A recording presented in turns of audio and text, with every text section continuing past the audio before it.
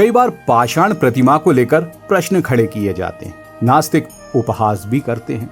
क्या पाषाण प्रतिमा के भीतर भगवान का अंश होता है? क्या प्रतिमा हमारी आस्था का विषय हो सकती है? इन सभी प्रश्नों का उत्तर इस कथा के भीतर छुपा हुआ है। तो जानिए ना, सिर्फ और सिर्फ सिम्हस टीवी पर।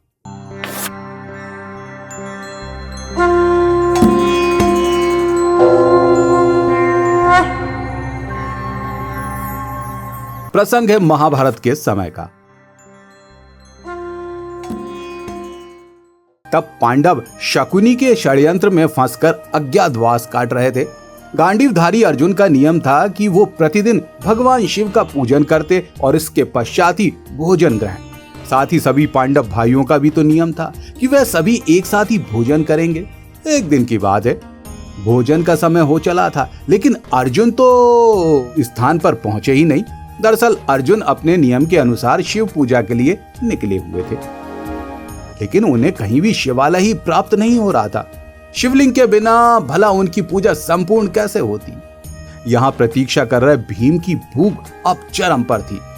वो बड़ी ही बेसब्री के साथ भ्राता अर्जुन की राह तक रहे थे, लेकिन भ्राता तो दूर दूर तक कहीं गोचर ही नहीं हो रहे। भीम को ज्ञान था कि अर्जुन बिना पूजा अर्चना संपन्न किए भोजन तो ग्रहण नहीं करने वाले। जब भ्राताओं को यह ज्ञात हुआ कि अर्जुन को तो शिवालय ही नहीं मिल पा रहा, तो सभी एक साथ मिलकर तलाश में जुट गए। समय के साथ भीम की भूख अब और बढ़ती जा रही थी, जिस पर संयम रखना संभव ही नहीं हो रहा था। तभी बलशाली भीम को एक ताड़ी के वृक्ष का तना दिख गया, जो दिखने में तो शिवलिंग जैसा ही था। भीम ने उसे ही जमीन में गाड़ फूल पत्ते आदि अर्पित कर दिए। ऐसा प्रतीत होने लगा कि मानो यहाँ वर्षों से शिवलिंग स्थापित है और सतत पूजा अर्चना भी की जाती है। भीम ने चेक कर अर्जुन से कहा, भ्राता श्री, शिव जी की प्रतिमा मिल गई। अब शीघ्रता से अपना नियम पूर्ण करें और भोजन ग्रहण करने के लिए भोजशाला चलें। अर्जुन ने स्थान देखकर तत्काल नियम को साधते हुए शिव जी की पूजा अर्चना शुरू कर दी। तत्पश्चात सभी भ्राताओं ने प्रसन्नता से भोजन ग्रहण किया। अच्छा, अब भोजन समाप्ति हुआ था कि भीम हंसने लगे। ये देखकर युधिष्ठिर बोले, क्यों, क्या हुआ अनुज, क्यों अट्टहास कर रहे हो? हंसते हंसते भीम बोले, अर्जुन, तुम्हें पता है जिसे तुम शिवजी समझकर पूजा कर रहे थे वो सत्यता में था क्या? पूर्ण विश्वास से अर्जुन बोले, शिवजी, और भला क्या? जोर से हंसते हुए भीम बोले, वो ताड़ी के वृक्ष का तना था अनुज। आसपास कोई प्रतिमा ना देख मैंने ही उसे जमीन में गाड़ फूल पत्ते अर्पित कर दिए। लेकिन ये बात तो अर्जुन मानने को तैयार ही नहीं थे। तभी युधिष्ठिर बोले, कोई बात नहीं, चलो चलकर सत्यता का प्रमाण देखते हैं। भीम ने चूंकि ये कार्य किया था तो वो तो अपने पूर्ण विश्वास के साथ चलने लगे। भीम आगे आगे और अन्य चारों भ्राता उनका अनुसरण कर रहे थे।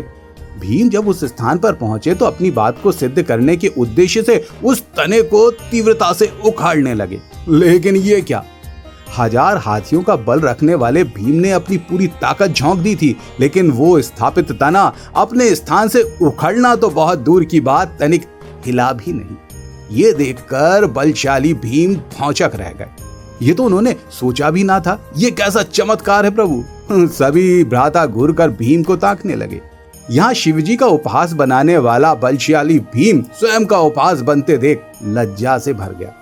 धर्मराज युधिष्ठिर संपूर्ण बात को भांप गए। मुस्कुराते हुए बोले, प्रिय अनुज, हो सकता है तुम्हारी बात सत्य हो, लेकिन अर्जुन तो एक निष्ठावान साधक है ना।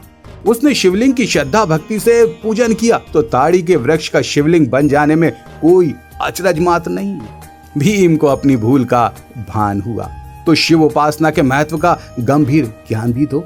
इसीलिए तो कहते हैं भगवान कण कण में वास करते हैं। आवश्यकता है तो सिर्फ और सिर्फ आस्था और पूर्ण विश्वास की।